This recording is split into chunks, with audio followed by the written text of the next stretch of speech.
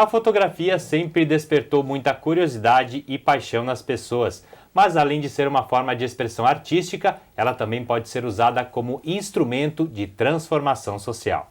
Esse é o assunto do nosso bate-papo de hoje e os nossos convidados são o professor de marketing estratégico e fotógrafo Eduardo Trauer e a blogueira Dani Garletti. Sejam bem-vindos ao nosso programa e obrigado pela participação aqui hoje.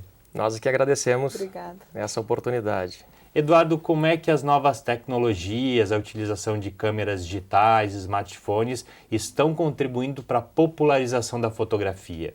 É muito interessante esse tema, porque tanto com a redução dos custos e a possibilidade de termos máquinas fotográficas, né, de capturas digitais nos principais smartphones espalhados aí no mundo, as pessoas têm acesso agora ao registro do momento. O que eu percebo é que isso deve ser utilizado com muito bom senso, porque nós estamos chegando a um ponto de máximo, quem sabe, onde as pessoas estão muito mais preocupadas em clicar um botão e registrar um momento e não viver e desfrutar desse momento. Então nós temos muitas imagens que estão guardadas em pendrives, em HDs e que jamais serão vistas exatamente por essa quantidade, por esse exagero. É uma certa banalização da fotografia, de um certo modo? Eu não diria da fotografia, mas talvez um pouco da banalização do momento, que nós podemos estar perdendo essa oportunidade. Como é que as pessoas elas podem, então, utilizar melhor essas novas tecnologias na utilização da fotografia em si? Com prudência, né? Buscar pensar um pouco mais, de repente pensar, eu quero registrar esse momento. Você faz o registro e quem sabe até imprime depois esse registro. E aproveite, nós vemos hoje em shows, em teatros, em espetáculos, em dança, em esportes, as pessoas assistem ao evento pela tela dos seus smartphones e acabam não vivendo nem o momento do show, do espetáculo e nem revendo depois essa quantidade de imagens. Com prudência, a tecnologia ela é muito bem-vinda, ela serve como um fator educacional e de inclusão, mas tudo que leva ao exagero pode trazer alguns danos. Está certo. Dani, como é que essa popularização da fotografia ela está modificando o comportamento das pessoas, o comportamento social? Eu acho que com o acesso, né, com o acesso que a gente tem à tecnologia, à internet, às redes sociais, tem trazido vários nichos que antigamente talvez não estavam tão próximos da gente. Outras culturas, outros estilos, não aquele estereótipo tão prontinho da pessoa loura, magra, alta. Eu acho que essa tecnologia toda tem trazido um monte de gente mais para próximo, assim, para se aceitar mais, para fazer uma foto sua, a popular selfie que está aí todo mundo fotografando hoje em dia. Acho que isso inclui, com prudência, como disse o Eduardo, para daqui a pouco não banalizar todo mundo e excluir novamente, né? As diferenças, então, estão sendo mais expostas do que antigamente. E mais aceitadas, eu acho também. Além de você expor a sua diferença, ou se você tem sobrepeso, se você é muito magro, muito gordo, ou seu cabelo não é o da moda, eu acho que isso tem uma aceitação um pouco maior quando você se expõe, né? Quando todo esse nicho de pessoas se expõe na internet ou mesmo não. Mas eu acho que é muito legal quando você consegue imprimir uma foto e colocar lá no porta-retrato. Hoje em dia a gente não tem mais esse hábito, né, de pegar uma foto que ficou bonita, ou de família, ou sua mesmo, de um amigo, e imprimir e olhar para aquela foto sempre, incluir ela na sua decoração. Você fotografa, tudo que vê se sente muito agoniado para registrar aqueles momentos, e eu acho que você não vive muito isso. Acho que você tem que também se preocupar em registrar mais dentro de si do que tanto externo, né?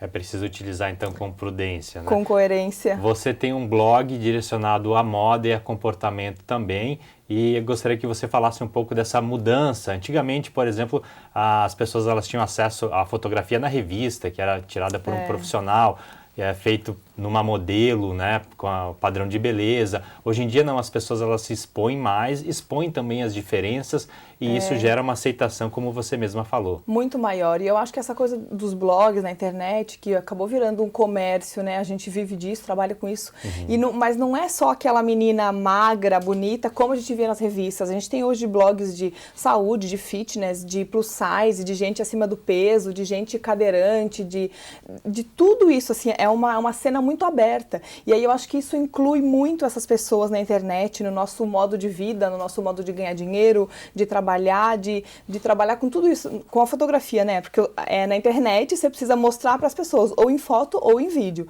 E aí eu acho que a fotografia te permite muito isso, assim, mostrar quem você é, o que você quer dizer para as pessoas, o que você quer passar para elas. E isso é uma coisa fantástica, né? Você vê que há 10 anos atrás não existiam alguns sites que vendiam algumas publicidades. Hoje em dia você tem muito mais, popularizou muito mais. E aí eu acho que se destaca também quem trabalha com um produto muito bom, quem tem um fotógrafo muito bom trabalhando ao seu lado, junto, porque não adianta você vender uma fotografia de celular, você precisa dela lá nas redes sociais, lá onde a coisa é mais em tempo real, mas lá no seu site, no seu blog, você precisa entregar um trabalho muito bem pensado, muito bem fotografado, que valoriza o produto do cliente, seja ele qual for, não necessariamente uma roupa, pode ser uma viagem, pode ser um hotel, pode ser uma comida, mas você precisa entregar um produto muito bem fotografado, muito bem clicado, né? Eduardo, a Dani falou das redes sociais que tiveram um papel muito importante na transformação do modo como as pessoas utilizam a fotografia e também no comportamento das pessoas, né? Isso, como as redes sociais estão atuando nesse processo. Nossa, esse é um outro ponto bem interessante. Posso falar um pouco da Índia? Pode, você fez uma viagem agora recente à Índia. A convite do Fábio Elias, um dos grandes fotógrafos que nós temos no mundo hoje, né? Ele já fez trabalhos para National Geographic e fui acompanhá-lo nesse trabalho autoral no norte da Índia, nordeste, buscando visitar as tribos Zapatanes. É uma tribo que está basicamente em extinção em termos de seus comportamentos. As mulheres eram consideradas as mulheres mais lindas da região e elas acabavam sendo sequestradas, violentadas e raptadas. Então elas buscaram colocar largadores no nariz, de repente depois posso deixar aqui algumas imagens, e para se torná-las mais, entre aspas, feias, né, e reduzir esse risco. E também as tribos de Bani, fica próximo ao Paquistão, onde as mulheres possuem alargadores grandes, né, no nariz e ornamentos. E o que aconteceu nessas duas situações? O Facebook foi um dos grandes responsáveis pela dificuldade que nós tivemos em registrar esses momentos. Porque apesar dessas tribos ainda estarem cultivando e mantendo suas tradições e muitos hábitos primitivos, todos eles praticamente têm smartphones e com as redes sociais. Com as redes sociais, o que aconteceu? Muitas dessas mulheres na cultura não mostram seus rostos, E, de repente, elas começaram a ver as suas imagens por quem elas já haviam sido fotografadas, geralmente profissionais de grandes revistas, também de outros países, com verbas, que acabaram publicando isso nas redes. E isso deixou-los bastante arredios. Quer dizer, eles olhavam uma máquina fotográfica, esconde e fecham o rosto. Das máquinas fotográficas. Fugir das máquinas fotográficas. E isso é interessante, porque a evolução da cultura tecnológica, ela não teve uma evolução gradativa ou gradual, mas ela, dentro de um espaço de populações primitivas, de repente você caiu com a tecnologia do smartphone e com a televisão via satélite. Essa é uma questão muito interessante, como as culturas tradicionais estão encarando a utilização das novas tecnologias e também o uso da fotografia. Mas eu vou pedir um pequeno intervalo, a gente volta em seguida a falar sobre esse assunto. Até já!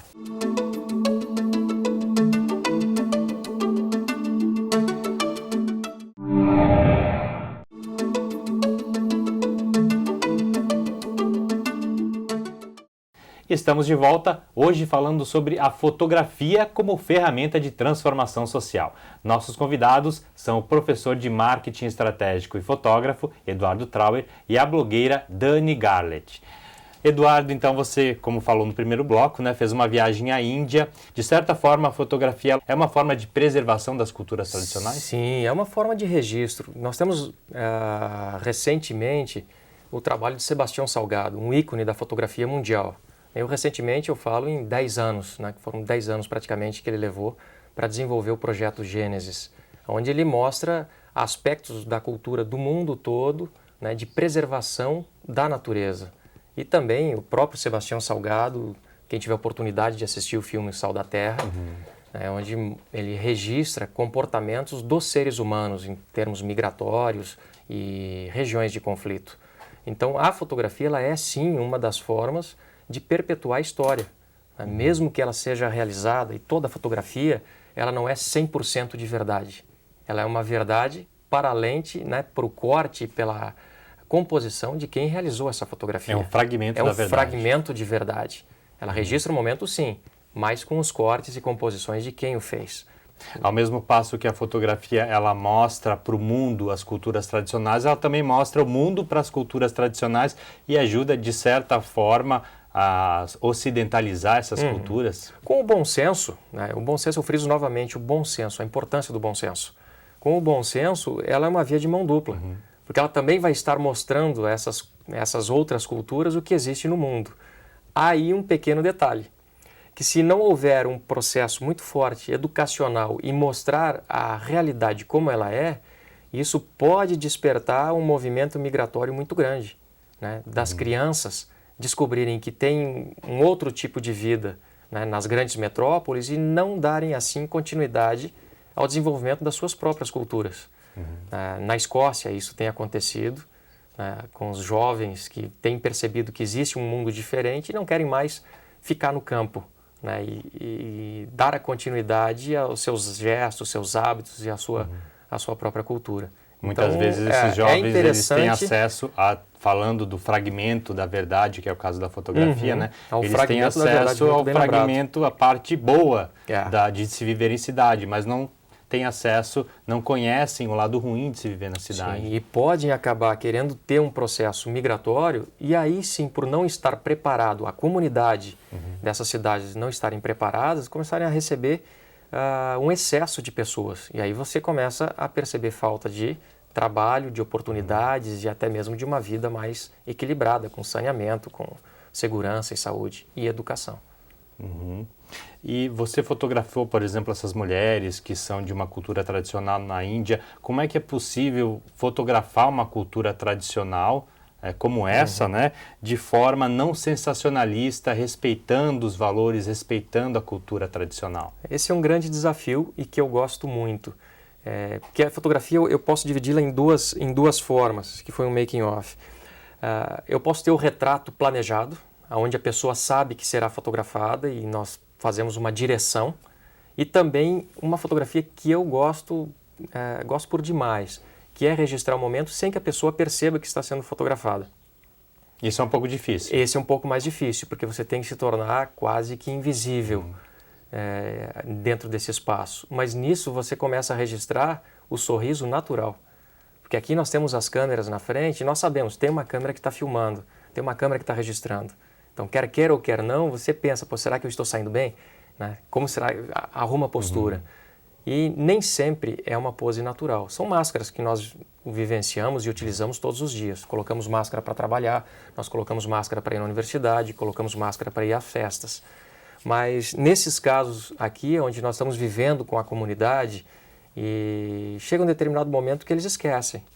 Né? E como é possível fotografar uma pessoa sem que ela perceba? Não chamar atenção é um primeiro momento. De repente, você ter a confiança da comunidade ou, em outras situações, inclusive, não ser visto. Né? Você está mais à distância. Ter um faço equipamento bastante, bom eu também. faço bastante isso. Aí eu preciso de um equipamento, eu preciso de uma tela objetiva que possa trazer, né, essa imagem mais próxima. Dani, a fotografia também ela ajuda a expor diferenças culturais, inclusive na moda, né?